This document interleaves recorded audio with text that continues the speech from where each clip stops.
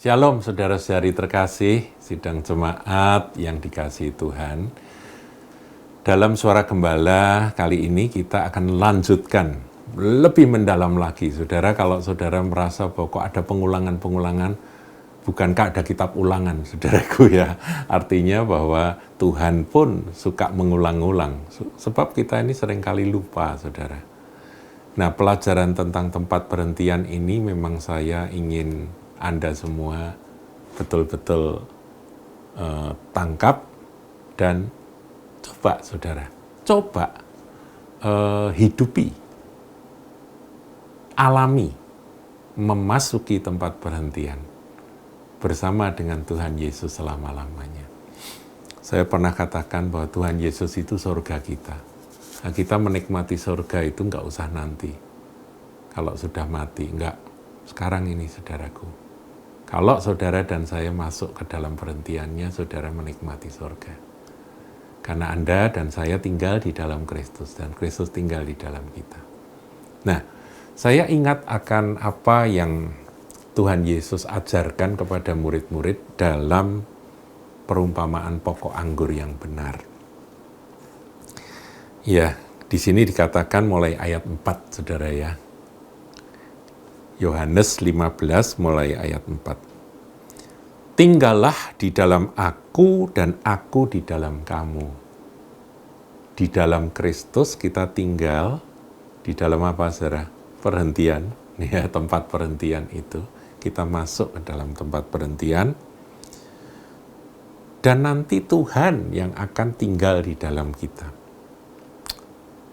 Berapa waktu yang lalu saya sempat sampaikan bahwa imajinasi seorang kanak-kanak tinggal di dalam Kristus itu bayangannya adalah mengimajinasikan sosok Tuhan Yesus yang kita kasihi, kemudian kita masuk ke dalam Dia, gitu, ke dalam tubuhnya, dan kita tinggal terus di dalam Dia. Tapi apakah seperti itu? Tentunya tidak. Kalau imajinasi sih sah-sah saja, saudara, boleh-boleh saja. Tinggal di dalam Dia itu adalah iman kita bahwa aku masuk ke dalam tempat perhentian dan tempat perhentianku adalah Kristus. Dan semua yang ada di dalam hidupku ini semuanya sudah dihandle oleh Tuhan. Sudah ditangani dan diselesaikan oleh Tuhan. Kalau saya sendiri dengan kemauan, kekuatan dan keinginan si ego ini mencoba untuk melakukan ini dan itu, nanti akibatnya malah ngerusak akan apa yang sebetulnya sudah selesai itu. Saudara, bayangkan adanya satu lukisan gitu ya. Lukisannya siapa? Mona Lisa, lukisan yang legendaris ya, yang ada di Perancis. Mona Lisa itu terkenal sekali, saudara. Di Italia ya. Itu Mona Lisa itu terkenal sekali itu. Nah, saudara, itu lukisan sudah jadi. Saudara jangan nambah-nambah, nanti malah jadi Mona Lisanya jadi lucu, saudaraku ya, jadi kacau karena mau ditambah-tambahi. Kita tidak perlu menambah, tidak perlu tambah ini, tambah itu, tidak perlu, saudaraku.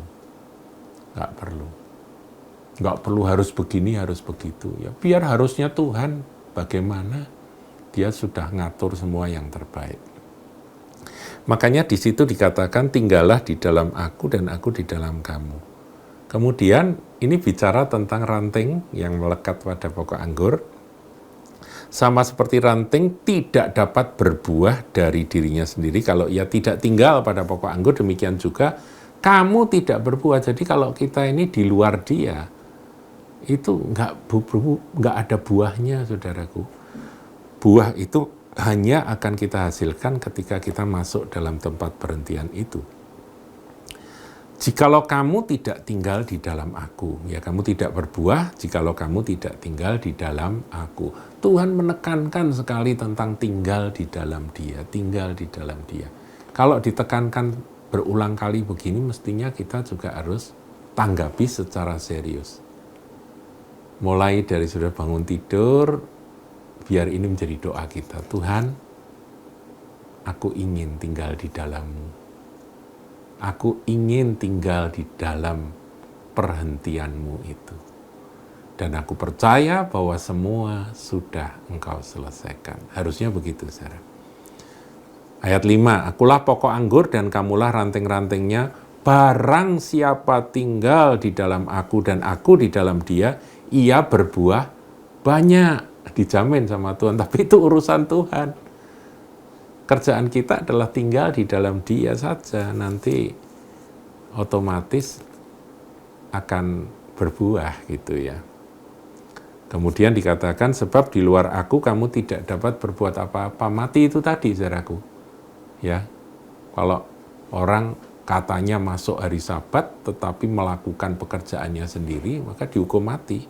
Tidak dapat berbuat apa-apa. Itu buah-buah kematian. Atau pekerjaan yang sia-sia. Ayat 6. Barang siapa tidak tinggal dalam aku, ia dibuang keluar seperti ranting dan menjadi kering. Saudara, kita nggak mau jadi kering, kita mau hidup ya. Kita mau basah terus hidup gitu ya.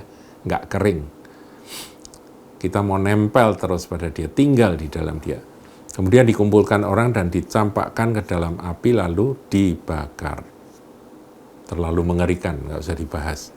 Ayat 7, jikalau kamu tinggal di dalam aku dan firmanku tinggal di dalam kamu, mintalah apa saja yang kamu kehendaki dan kamu akan menerimanya.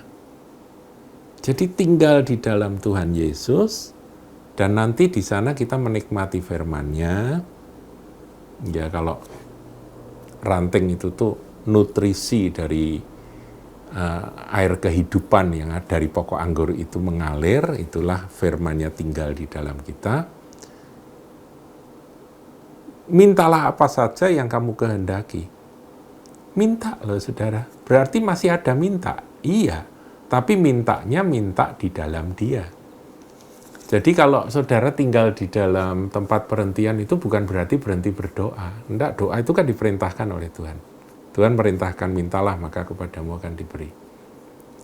Kita nggak berhenti mencari, carilah maka kamu akan mendapat. Tapi dalam meminta, dalam mencari, dalam mengetok, itu kita ada di dalam Kristus. Jadi semuanya harus in Christ.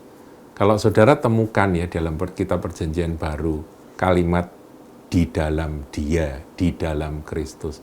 Itu kalimat yang sangat mustika, saudara. Itu kalimat yang luar biasa. Maknanya apa? Ya ini loh. Semuanya kalau kita kerjakan di luar dia, sia-sia. Nggak ada artinya. Tapi kalau di dalam dia, maka akan ada buah-buah kekekalan, saudaraku.